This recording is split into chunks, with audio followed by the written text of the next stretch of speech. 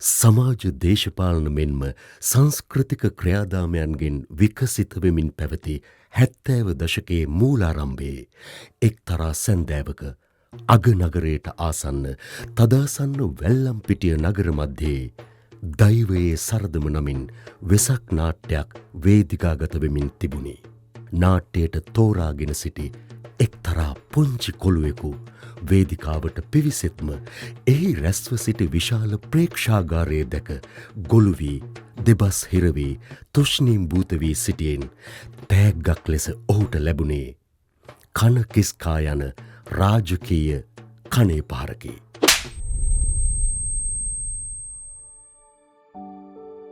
දෛවයේ සරදම නමින් ලද ඒ අතුල් පහරින් ඒ කොළුවාගේ දෛවයේ ඉරණම විසඳුනි.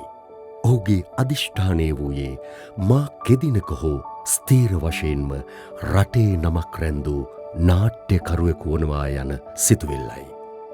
මේ ගෙවී යන්නේ ඒ පරම අධිෂ්ඨානය යථාර්ථයක් බවට පත්වී 50 වසරක් ලබන මේ සහෘද සංවේදී මොහොතයි. ප්‍රසන්නජිත් අබේසූරිය නම් වන ඒ කෘතහස්ත නාට්‍ය කලාකරුවාගේ ගුරුවරයාගේ ඒ ආදරණීය මිනිසාගේ කලා සම්ප්‍රාප්තියට නිල වශයෙන් අඩ සියවසක් සපිරෙන ප්‍රසන්නාවලෝකන මොහොතයි.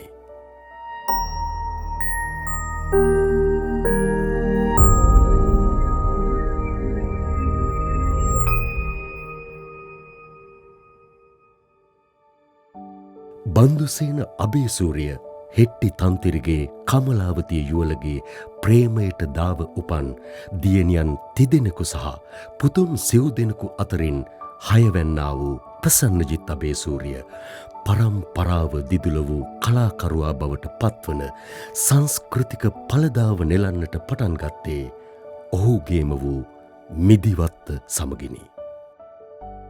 සිරිතුංග පෙරේරා නාට්‍යකරුවාගේ ගමනේ යා වේදිකා නාට්‍යයේ පෙළ මතක් කරන්නා වී ලද පන්නරය මත 1980 දී පරණකෝට් වේදිකා නාට්‍ය හරහා සිය රංගන පෞරුෂය උරගා බලන්නට භාග්‍ය උදා කෙරුණි.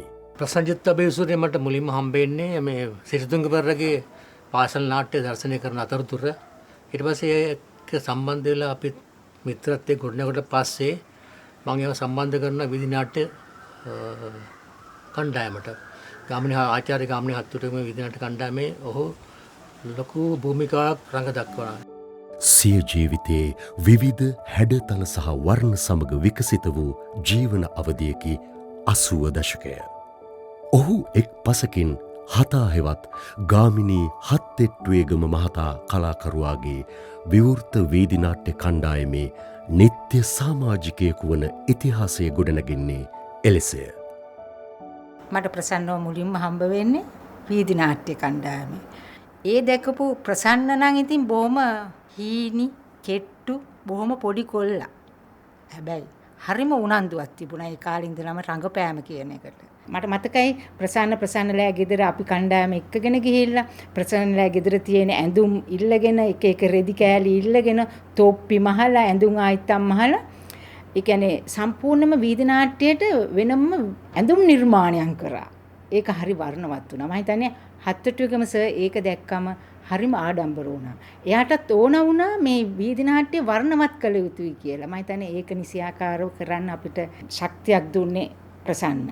වීදි නාට්‍ය පිළිබඳ ඔහු ලියූ කෘතිය තවත් පරම්පරා ගණනාවක් පිණිස ආලෝක ධාරාවක් වන ශාස්ත්‍රීය සම්ප්‍රදානයකි. සංස්කෘතික කලා ජීවිතය හා නිත්‍ය බැඳීමක් නැතැයි පෙනුනද මහා නාට්‍යකරුවන්ගේ සේම නාට්‍ය කලා දූනන්ගේද විශාල නාට්‍ය ප්‍රමාණයක් රංග වස්ත්‍රයෙන් හැඩ වැඩ කළ නිර්මාණ සම්ප්‍රදානයට පදනම වැටුණු ඇඟලුම් ක්ෂේත්‍රයේ නිෂ්පාදන කළමනාකරුවෙකු වශයෙන් ජාතික ආර්ථිකය පෝෂණය කිරීමට දායක වූ චරිතයක් බව කලාකරුවෙකු ලෙස ඔහුව අඳුනගන්නා බොහෝ අය දන්නේ නැත.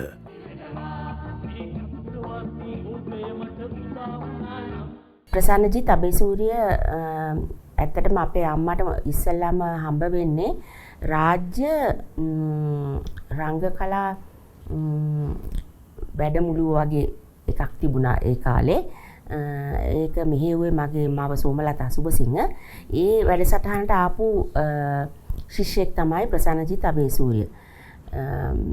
ඒ ප්‍රසන්නජිත් අබේසූරියට තිබිච්ච ජවය, උනන්දුව, උත්සාහය එතන හිටපු කිසිම කෙනෙකුට නෑ. අපේ අම්මා කතා කරන්නේ මූ අරයා වරෙන් ඵලයන් කියන්නේ අම්මා කියනවා මූට නම් කිසිම මේ මහන්සියක් නෑ ඕන වෙලාවක ඕන දෙයක් කරන්න මිසර්ග කරමු මේක කරමු කියලා හැමතිස්සෙම අම්මට සෑහෙන උදව් කරා. ඒ වැඩ සටහන කරගෙන යන්නත් ඊට පස්සේ ඔහු මගේ මවගේ ළමා ඒ කාලේ මේ ආයතනයට කිව්වේ ළමා හයෝන් රංගපීඨය කියලා මේකට සම්බන්ධ වුණා. සම්බන්ධ වෙලා ඔහු අම්මගේ ළමා නාට්‍යවල විකෘති නාට්‍යයේ රංගපෑවා, රංග වස්ත්‍ර නිර්මාණය කරා, එතකොට සහාය අධ්‍යක්ෂකවරු වශයෙන් කටයුතු කරා. ඇත්තටම ඔහු නොකළ දෙයක් නැහැ. ඉතින් හරිම උත්සාහවන්ත පුදුම ජවයක් තියෙන්නේ. දැනුත් වෙනසක් නැහැ ඒ කාලේ අද කාලේ කියලා. 1980 ගණන් වල අගභාගයේදී මම සෝමලතා සුබසිංහ මහත්මිය අධ්‍යක්ෂණය කළ විකෘති නාට්‍ය රංගපානවා. ඒකේ අම්මයි චරිතය හිල්ඩා. එක් දවසක් හිල්ඩාගේ මහත්තයාට රංගපෑ කෙනාට නාට්‍ය දර්ශනයට එන්න අපහසුතාවයක් ආවා. සෝමලතා සුබසිංහ බොහොම වේගෙන් ක්‍රියාත්මක වෙලා ප්‍රසන්නව දැම්මා මගේ මහත්තයා විදිහට රංගපාන්න.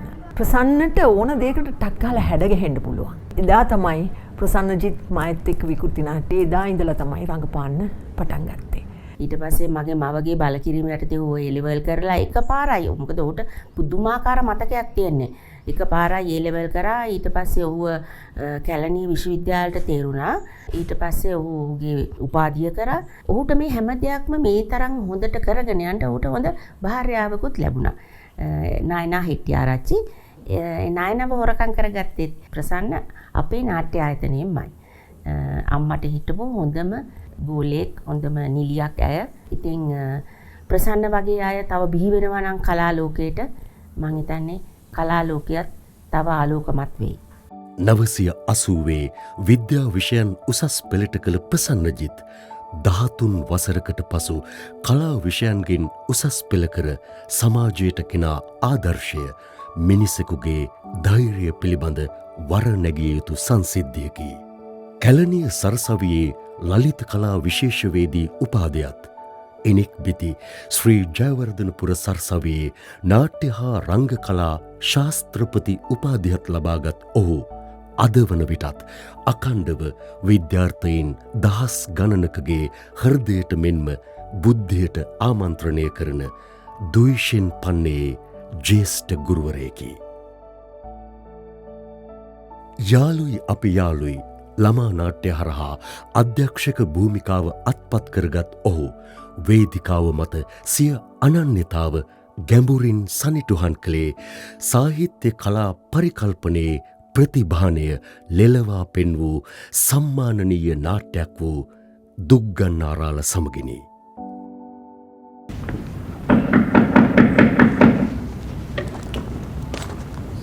කවුද මේ කෝඩුකාරයෙක් වගේ දොර තට්ටු කරන්නේ?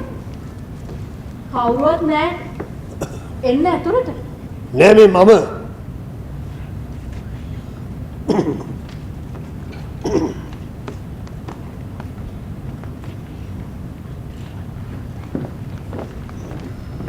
එයින් පොඩ් ටිකක් ඉවසන්න බැරිද? පටන් ගත්තද ආපහුට ජරා රස්සාව? ජරා රස්සාව? තවුසේ පොගි ටිකේ කෑවේ එකෙන් හම්බ කරුවා තමයි. ඇයි මට මේ තරම්ට බොරු කරන්නේ? එහෙම අහන්න තම්සෙට තියෙන අයිතිය මොකද්ද? තම්සෙමයි කසාද මිනිහා නෙවෙයි. ඒ වුණාට මගේ දරුවගේ අම්මා වෙලා තියෙනවා. ඒක මගේ කැමැත්තට සිද්ධ වෙච්ච දෙයක් නෙවෙයි. මගේ කැමැත්තට විතර කැම දෙයක් සිද්ධ වෙන්න බෑනේ. මම තම්සේ හොයාගෙන ආවේ නෑ. තම්සේ තමයි මෙතනට ඇවිල්ලා වැඳ වැටුනේ. ඒ වුණාට කැමතුණා මාත් එක්ක එකට ජීවත් වෙන්න මට උදව් කරන්න. කැමති වුණා. අකමැත්තෙන්. ඒතකොට මෙච්චර කාලෙකම මාත් එක්ක හිටියේ අකමැත්තෙන්. මං තමුසෙත් එක්ක හිටියේ නෑ. තමුසේ මාත් එක්ක හිටියා මිසක්. මං කතා කරන්න කැමති ඔහුගේ දුක්ගන්නාරාල කියන වේදිකා නාට්‍යයේ ගැහැණියගේ චරිතය මට දීලා ඒ මට රංගපාන දුන්න නිදහස, ඒ රංගපාන ලබා දුන්න අදහස් උදහස් ඇත්තෙන්ම ඒවා හරිම නම්‍යශීලී රංගන ශිල්පිනියකට හරිම පහසුවක් වුණා ඔහුගේ අධ්‍යක්ෂණය. ඉතින් ඒකේ හොඳම ප්‍රතිඵලය තමයි රාජ්‍ය නාට්‍ය උළෙලේ ජූරියේ විශේෂම වූ ජූරි සම්මානය, හොඳම නිලි සම්මානය මට ඒ ගැහැණියක කියන චරිතයට ලැබුණා. මහාචාර්ය රංජනී ඔබේසේකර විසින් ඉංග්‍රීසියට නැගුණු දුක්ගන්නාරාල ශ්‍රී ලාංකික නාට්‍යකරුවෙකුගේ ආධ්‍යාත්මයේ සාරය ජාත්‍යන්තරයට රැගෙන ගිය සුවිශේෂී මන් සලකුණක් බවට සනිටුහන් කළ යුතුය. ඇත්තටම ප්‍රසන්නජිත්ගේ හොඳම නාට්‍යයේ දුක්ගන්නාරාල නෙවෙයි. මගේ විශ්වාසය නම් හොඳම නාට්‍ය දොර්දණ්ඩා. ඔහුගේ නාට්‍ය කලා ජීවිතයේ අග්‍රඵලය දොර්දණ්ඩා බව කලා විචාරක මතයයි. කිසිදු සමාජ ආර්ථික දේශපාලන කොන්දේසියකට යටත් කළ නොහැකි වන ඒ කලාකරුවාගේ ආත්මීයත්වයේ ප්‍රකාශනය කිරි සුවඳක පැටලී නාට්‍ය කලා වපසරයේ සදාකාලිකව රැඳී පවතින්නේය. දොර්දණ්ඩා එකේ මම රඟපෑවේ නපුර කියන චරිතේ. ඒක ප්‍රසන්නජිත්තත් මං හිතන ප්‍රසන්නජිත්ගේ කලා ජීවිතය ඇතුළේ ඒක වැදගත් නාට්‍යයක් වෙයි. මගේ රංගන ජීවිතය ඇතුළෙත් මට නපුර කියන චරිතේ ඉතා වටිනවා. ඒ නාට්‍ය තිබ්බ දේශපාලනයට මං එකඟයි. ඒ නාට්‍ය දර්ශන 10 බලපු අය හිටියා. ඒ තරම් ඒක මිනිස්සුන්ට දැනුණා. කෙසේ වෙතත් මගේ ජීවිතේ ලැබපු ලොකු භාග්යක්. ප්‍රසන්න කියන්නේ මම කලා ශාස්ත්‍රයට එද්දී මේ කලා ලෝකයේ හිටපු දැවැන්තෙක්. ප්‍රසන්නත් එක්ක වැඩ කරන්න පටන් ගත්ත එකමත් ලොකු දෙයක්. මං හිතනවා ප්‍රසන්න හුඟක් මහ පොළොවේ ජීවත් වුණ මිනිස්සෙක්. එනවා වෙනකොට හීනියට ඉරක් වගේ පුංචි වෙන උන්ගේ ලස්සන ඇස්කි. කුරතල් අතපය. වෙද කාටවත් නෝරනම් කරගන්න බැරි වෙන්න තම්බුරුල්ල දෝතිම්ම බදාගෙන අම්මගේ කිරිවරන හැටි.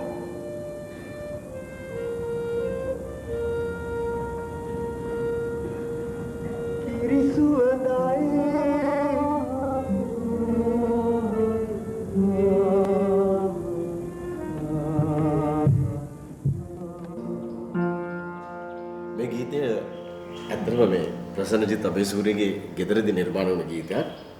මට මතකයි මේ ඔහුගේ පුතා ඉපදිලා ඉන්න මොහොතක ඔහුගේ ඇඳුම් සොරයත් එක්ක තමයි මේකේ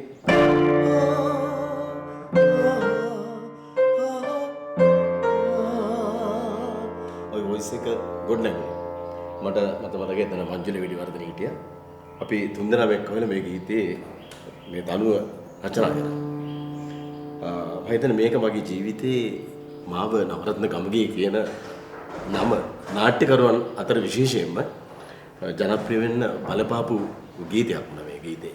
80 ගණන් වල මුල වගේ කාලේ අපි විවිධ කලාවට සම්බන්ධ විවිධාකාරී ප්‍රසංග කරනවා. ඒ ප්‍රසංග තුළදී මම හිතන්නේ ඔහු මගේ හැකියාව හොඳින්ම හඳුනගත්තා.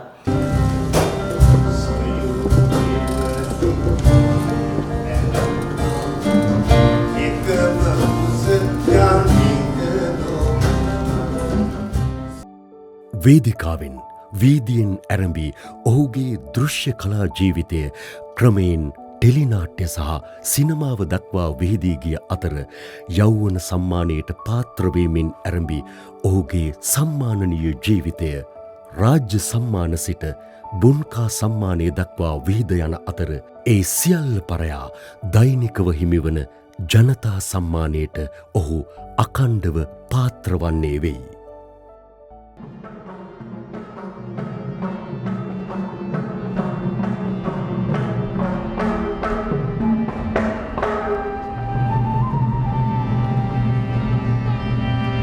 සකල බ්‍රහ්ම සුර නර මස්තකයේ සදූ හැම වෙලාවකදී ප්‍රසන්නජිත් ඉතාම සහයෝගයෙන් අපිත් එක්ක වැඩ කරා. සරච්චන්ද්‍ර මහත්තයා ඉන්න කාලේ ඉඳලම ප්‍රසන්නජිත් හැමදේම පුළුවන්. නාට්‍ය රඟපාන්න පුළුවන්, සින්දු කියන්න පුළුවන්, ඇඳුම් අහන්න පුළුවන්, අධ්‍යක්ෂණය කරන්න පුළුවන්, ලයිට් කර ඒ හැමදේම කරනකොට අපිට හරි සහයෝගයක් ලැබුණා ප්‍රසන්නජිත්ගෙන්.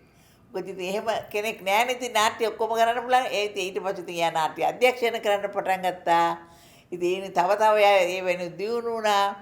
ඉතින් මගේ අපේ නාට්‍යවල මනමේ සිංහබාහු ලෝමහංස ප්‍රේමතෝ එතකොට තව වෙල්ලවැවුම් මගුල් ප්‍රස්තාව වගේ නාට්‍ය ඔක්කොකට සහභාගී වුණා කියන එක වචනේ එච්චරම මන් දන්නේ නැහැ හොඳද කියලා සහභාගී වුණා නෙමෙයි ඉතින් එයා ඒකට බැලලා අපිත් එක්ක ඒකට ජීවත් වුණා. ඔහුගේ රංගන පරිචය තුළ අතිශය වැදගත් සහ තීරණාත්මක භූමිකාව ඔහු විසින්ම නිර්මාණය කරගත් යෙදුමකට කැටි කරන්නේ නම් ඒ රංගන ආපදා සේවයයි. වේදිකා නාට්‍ය ප්‍රේක්ෂාගාරයේ සදා අනුස්මරණීය රංග පෞරුෂයන් ප්‍රතිනිර්මාණය කළ සදා අමරණීය චරිත ජීවත් කරවීමට තරම් සමත් ධාරිතාවක් ඇති රංගන පෞරුෂයක් වේ නම් ඒ ප්‍රසන්නජිත් අබේසූරිය පමණය. මට මතකයි මෝදරම රංජිත් ධර්මකීර්තිගේ මෝදරමූල නාට්‍යයේ මනෝරත්නගේ නොපැමිණීම නිසා කවුරුත් නැතුව ෂෝ එක පෙන්න ගන්න බැරි හිටිය අවස්ථාවේදී ප්‍රසන්න ඉදිරිපත් වුණා ඒක කරන්න කියලා. ඒක ලොකු අභියෝගයක්. ජයලත් මනෝරත්නගේ කැරක්ටර් එකක් කරනවා කියන්නේ ලොකු අභියෝගයක්. ඉතින් ප්‍රසන්න ඒක කෙරුවා. කරලා ඉවරුණායින් පස්සේ මම ඇත්තමයි ප්‍රසන්නට සුබ පැතුවා. ප්‍රසන්න ඒ වෙලේ අපි සේරම ගලව ගත්තා කියලා. ප්‍රසන්න මාත් එක්ක රංගපෑව රංජිත් ධර්මකීර්තිගේ අංගාරා ගඟ ගලාබසි. ඒත් එක්කම මෝදර මෝල ඒත් එක්කම ආණ්ඩි රැළේ නාඩගම අවසානයේදී මට මතක හැටියට එනිමි නාට්‍ය බින්දුහේ වගේ එනිමි නාට්‍ය එතකොට ආණ්ඩි රැළේ නාඩගම ඇත්තෙන්ම කියනවා නම් ඒකේ හොඳ චරිතයක් කරා ප්‍රසන්න. ඊට පස්සේ තමයි කැලණි පාලමේ ප්‍රසන්නගේ performance එක මම බැලුවා එකපාරක් බලලා මම ප්‍රසන්නට සුබපතලා ආවේ.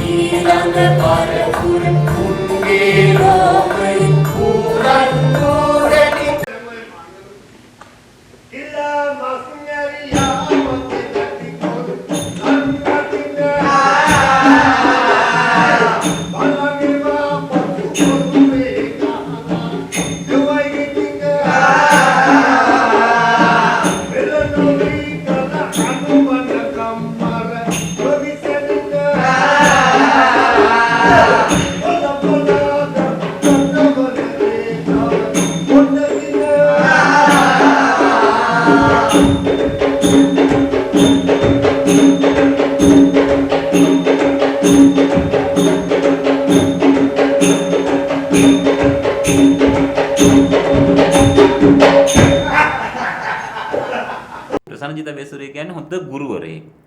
ඔහුගේ ගුරු භූමිකාව දිහා බැලුවම පස්සේ අපිට තුන් ආකාරයෙන් ගන්න පුළුවන්. එකක් තමයි ඔහු ගුරුවරයෙක් හැටියට ඔහු ඕනම විෂය කරුණක් ඉතාමත් අවධාරණයෙන් ඕනම කෙනෙකුට ඒත්තු ගන්නන්න පුළුවන් ගුරුවරයෙක් වීම.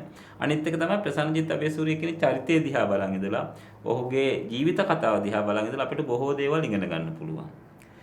ඊළඟ කාරණාව තමයි ඔහු ගුරුවරයෙක් හැටියට හැමතිස්සෙම ඒ ශිෂ්‍යයා ඒ ගෝලයා මේ ශේෂ්ත්‍රය තුළ තමන්ගේ ජීවිත ගමන තුළ ඉදිරියට ගෙනියන්න අත දෙන ගුරුවරයෙක් හැටියට ප්‍රසන්නජිත් අබේසූරිය හඳුනන්න පුළුවන්. ප්‍රසන්න සර්ගේ තියෙන තව විශේෂම ගුණයක් තමයි මේ ප්‍රසන්න සර් නාට්‍යයක රඟපාන්න ගියහම එතෙන්දී යාට නියමිත කාර්යය තමයි එයාගේ ඔළුවේ තියෙන්නේ. කියන්නේ දැන් උදාහරණයක් විදිහට ගත්තොත් දැන් අවස්ථාවල එයාගේම ශිෂ්‍යයන්ගේ අධ්‍යක්ෂණය යටතේ මේ එයා රංගනයෙන් දායක වෙලා තියෙන නිර්මාණ තියෙනවා. ඉතින් විශේෂයෙන්ම අපි 2017 වර්ෂයේ මායාබන්ධන කුසිබල් කියන කෘතිය උෂාන් පෙරේරා අධ්‍යක්ෂණය කරද්දී ප්‍රසන්න සර් එහි ප්‍රමුඛ චරිතයක් නිරූපණය කරා. ස්වාමීනි මේ කහන්න මේ කාර්යයට දෙවියෝ බැලුවා වගේ වැඩක්. හේල්පියතුමා දැන් ඇවිල්ලා ඉන්නේ රෙබෙකනස් දෙවියන් වහන්සේ වෙත දිනා ගන්න පුළුවන් නිසා. ගෑණිලව්ව පාපෝච්චාරණය කරනවද? ස්වාමීනි මේකයි මෙතනට ආපු දා ඉඳලා රෙබෙකනස් එක වචනයක්වත් මේ මාස 3ට මාත් එක්ක කතා කරලා නැහැ. ඒ දැන් හේල්පියතුමා එක්ක වාඩි වෙලා ඉන්නවා. මට හොඳට මතකයි ප්‍රසන්නජිත් සර් තමයි දවසක සර්ට ආරංචි වෙලා මම නැවත ඒලෙවල් කරන්නේ නැහැ කියලා සර් මාව හොයාගෙන ආවා. ඇවිල්ලා පොඩ්ඩක් කතා කරන්න ඕනේ කියලා. මම හිතන්නේ මිනිත්තු 20ක විතර කාලයක් මාව ඉඳගෙන කතා කරා. ඒ කතාවේ තිබුණේ උදාහරණයක් විදිහට මේ ඇකඩමික් වෙන එක විශ්වවිද්‍යාලයකට යන එක ඉගෙන ගන්න එක කලාකාරයෙක්ට කොච්චර වටිනවාද කියන එක මුලින්ම ඒ පිළිබඳ මට අවබෝධය ලබා දීලා ඊට පස්සේ ඔහුගේ ජීවිතය කියන්නේ ජීවිතේ අපි කවදාවත් පරක්කු නැහැ කියන එකට හොඳම නිදසුනක් තමයි ඔහු. මොකද ඔහු විශ්වවිද්‍යාලයට යන්නේ ඔහුට වඩා අවුරුදු ගාණක් බාල අයත් එක්ක තමයි විශ්වවිද්‍යාල ප්‍රවේශය ලබන්නේ. ඒ ෂයි 1, ෂයි 2, ෂයි 3 කියන එකට පුදුමාකාර වටිනාකමක් දුන්න කෙනෙක්. ඒතර ඔහු අද මේ ඇකඩමියාව පැත්තෙන් ගත්තොත් මේ විශ්වවිද්‍යාලය අධ්‍යාපනය අතින් ගත්තොත් එහෙම නාට්‍යානක කලා විශේෂවේදී ශිෂ්‍යයෙක් විදිහට මට කියන්න පුළුවන් කවදා හරි අපේ අත්පොත්වලට එකතු වෙන නමක් බවට පත් වෙයි කියලා. ප්‍රසන්න මට හම්බ වෙන්නේ ඇත්තටම මම නිර්මාණය කරපු සකුගේ කතාව ටෙලිනාට්‍ය හරහායි. ඇත්තටම ප්‍රසන්න කියන්නේ මම දකින විදියට තාක්ෂණික වශයෙන් ඉතාමත් විශිෂ්ට ක්‍රම උපයෝගී කරගන්න තම රංගන කාර්ය සඳහා උපයෝගී කරගන්න රංගන ශිල්පියෙක්. ඒ වගේම මම හිතන්නේ ඔහුගේ තියෙන විශේෂත්වය තමයි ඔහුට භාවමය ප්‍රකාශනයන් වලට ඔහු උපයෝගී කරගන්න ඔහුගේ රංගන ශෛලිය. ඊටමත් මම හිතන්නේ මේක ඊටම විශිෂ්ට රංගන ශිල්පියෙක්ට හැරෙන්න වෙන කෙනෙක්ට කරන්න පුළුවන් කාර්යයක් නෙමෙයි. ඉතින් ප්‍රසන්න ඒක ඊටමත් විශිෂ්ට අන්දමින් කරන රංගන ශිල්පියෙක්. පෙළහරින් කුමරි සවුසත ප්‍රසන්න ජිග්ගේ මගේ ඇසුරට මං හිතන්නේ අවුරුදු 35ක් 40ක් විතර ඇති. මීට අවුරුදු 20කට 25කට කලින් ප්‍රසන්න මායක වැඩ කළා. පස්සේ ප්‍රසන්න විශ්වවිද්‍යාලයේ ආචාර්යවරයෙක් වුණාට පස්සේ මගේ වැඩවලට මම කතා කරන්න බය වුණා. මොකද ආචාර්යවරයෙක් හැටියට මම කතා කළොත් එන්න බෑයි කියයි. ඒ වගේ හැඟීමක් මං ළඟ තිබිච්ච හින්දා මම ප්‍රසන්නට කතා කළේ නැහැ. නමුත් පහුකාලෙම මම නාටකම් කාර්යය කරනකොට මට ප්‍රසන්නව සම්බන්ධ කරගන්න ඕන වෙනවා. මම පොඩි චකිතයකින් බයකින් ප්‍රසන්නගෙන් අහනවා මේ නාටකම් කාර්යය කරලා මම නාට්‍යයක් කරනවා. මේ නාට්‍ය රංගපාන්න එනවාද කියලා. ප්‍රසන්න ඉතා කැමැත්තෙන් ඇවිල්ලා රංගපෑමේ කටයුතු කළා. ඒ විතරක් නෙමෙයි. ඒ නාට්‍ය ඇතුළේ තිබිච්ච සමහර නූර්ති නාඩගම් කෝලම් ඒවල තිබිච්ච යම් අංග අධ්‍යක්ෂණය කිරීමේදී ප්‍රසන්න මට අනුපමේය දායකත්වයක් අරන් දුන්නා.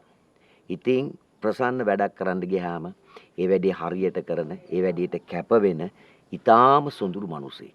තමන්ගේ රංගනේ විතරක් කරලා ඇඟ බේර ගන්න කෙනෙක් නෙවෙයි ප්‍රසන්න කියන්නේ. ප්‍රසන්නජිත් ගැන කතා කරනකොට නොකියාම බැරි දෙයක් තමයි මේ කුවේණි නාට්‍යයේ හෙන්රිගේ කුවේණි නාට්‍යයේ අලුත් ප්‍රොඩක්ෂන් එකක් එතුමා අධ්‍යක්ෂණය කළා මේ වේදිකාවට ගෙනාවා. කුවේණි නාට්‍යයේ 60 වෙනි සංවත්සරේ මමත් ඒක නැරඹුවා. ඒක අර මුල් නිෂ්පාදනයට වඩා වාක් ඉදිරියට ගිය නිෂ්පාදනයක්. ගායක කණ්ඩායම ඒ නාට්‍යයට සම්බන්ධ වෙනවා. ඉතින් ඒක අමුතු දෙයක්. ඒක ලස්සනට කරලා තිබුණා ප්‍රසන්නජිත්. ප්‍රසන්නජිත් අබේසූරිය කියන්නේ ලංකාවේ විරල ගණයේ නාට්‍යවේදියෙක් හැටියටයි මම හඳුන්වන්නේ. මොකද ඔහු දර්ශන රංග කලාවේ වගේම ව්‍යවහාරික රංග කලාවේ ප්‍රවීණයෙක්. මට මතකයි අපේ ජනකර්ලිය නාට්‍ය ව්‍යාපෘතියේ ඔහුට අවස්ථාවක් මම දුන්නා ඒ නාට්‍ය කණ්ඩායම පුහුණු ගන්න. මම මේ බලා හිටියා. ඔහු ඒ නාට්‍ය කණ්ඩායම පුහුණු කරන විදිය, ඒ භාවිතා කරන අභ්‍යාස සියල්ලම අද කාලයට ඔබින නළුවන් හැසිරවීමේ නළුවන් පුහුණු කිරීමේ ක්‍රමවේදය ඔහු ඉතා මැනවින් හදාරලා එය භාවිතා කරන නාට්‍ය ආචාර්යවරයෙක්. ලාංකේය වේදිකාව මත අකණ්ඩව රැඳෙන්න පුළුවන් වෙන්නේ කෙනෙකුට කලාතුරකින්. දශක 5ක් කියලා කියන්නේ සෙල්ලමක් නෙවෙයි. විශේෂයෙන්ම අදටත් නාට්‍ය පාසලක් හරියාකාරව නැති, නාට්‍ය පිළිබඳ හදාරන්න ආයතන පහසුකම් ව්‍යූහයන් හරියට නැති රටක මේ ගමන අපට ආශ්චර්යයක්. විශ්වවිද්‍යාල ආචාර්යවරයෙක්, නාට්‍යකරුවෙක්, අධ්‍යක්ෂවරයෙක්, ඒ වගේම තමයි ටෙලිනාට්‍ය සිනමාව කියන මාධ්‍ය දෙකෙත් වැඩ කරපු කෙනෙක්, මුළු දවසම කාර්යබහුලත්වයෙන් පිරුණු කෙනෙක්, පෙරපුහුණු වීම රිහර්සල් වලින් පිරුණු කෙනෙක් කොහොමද මේ තරම් යහපත් ශ්‍රී ලංකාවක් හදන්න ගමින් ගම මගතොට ඇවිද ගියේ කියන පුදුමය මට ඉතුරු වෙලා තිබෙනවා. මුළු ශ්‍රී ලංකාවේ අප සියලු දෙනාම ඔහුට ප්‍රණාමය පුද කරන්නට ඕන. අපේ භාවමය ජීවිතය පෝෂණය කරන්න, අපේ සංස්කෘතික ජීවිතය උදාර සංස්කෘතික ජීවිතයක් කරා ඔසවා තබන්න කළ මැදිහත්වීම ගැන. පේදුරු තුඩුවේ සිට දෙවුන්දර තුඩුව දක්වා අපමණක් දරුවන් වෙනුවෙන් කෝච්චිවලද බස්වලද පයින්ද යමින් දවසේ පැය 24ට අභියෝග කරමින් එකී පැය 24 ප්‍රසාරණය කළ ප්‍රසන්නජිත් නම් ගුරු තරුව නිහඬව සිදු කළ සංස්කෘතික කලා සේවය අනූපම වන්නේය. ප්‍රසන්නජිත් අබේසූරිය වේදිකාව ජයගත්තු ශිල්පියෙක්. ඒ නිසා ඔහුගේ චරිත ජනතාව කෙරෙහි යොමු වුණා දුරට. ප්‍රසන්නජිත් අබේසූරිය කියන ශිල්පියා අවුරුදු 50ක් තිස්සේ මේ වේදිකාවේ හපන්කම් පෑ අයුරු ප්‍රසන්නජිත් කුඩා කාලෙත් අපි දන්නවා. ඒ වගේම ප්‍රසන්නජිත්ගේ අනාගතෙත් සාර්ථක වේවා කියලා මම ප්‍රාර්ථනා කරනවා. වසර අඩ ශතකයක් පුරා වේදිකා නාට්‍ය මෙන්ම දෘශ්‍ය කලා මාධ්‍යන්ට ඔහු සිදු කළ අතිමහත් සම්ප්‍රදානය ප්‍රසන්නාවලෝකනය නම් වන්නේ එබැවිනි. මහදුරු සරත් විජේසූරිය කැටිකොට පවසන්නාසේ ඔහුගේ සිරුරසේම ඔහුගේ මනස නාට්‍ය කලාව මගින්ම සකස් වූසේය. තවමත් තාරුණ්‍යයේ මහත් ජවයෙන් අනූන ඔහුගේ සේවය සහ ආදරය තව චිරාත් කාලයක් අත්පත් කරගන්නට ශ්‍රී ලාංකික කලා සංස්කෘතික සමාජය වාසනාවන්තවීම සැබැවින්ම භාග්‍යකි. ප්‍රසන්නාවලෝකනය අඩ සියවසක රංග යුග මෙහෙවර.